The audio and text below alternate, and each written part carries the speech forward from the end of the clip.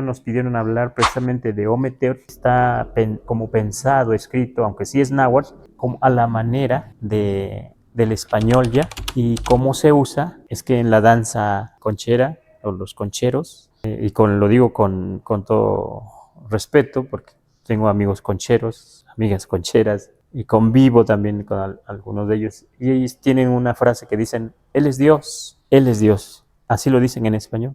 Pero parece que otros grupos de la mexicanidad han acuñado y entonces se dice Ometeotl, Ometeotl, o antes de empezar una plática, o al final de una plática. O sea, aquí hay un compañero que empieza a danzar. ¿Cómo lo usan? Cuando recién entramos a la danza, vamos a hablar sobre algo, siempre se inicia justamente con esa palabra de Ometeo. Acabas de frase o tu palabra y otra vez vuelves a decir Ometeo para dar gracias o al final de la danza o al principio.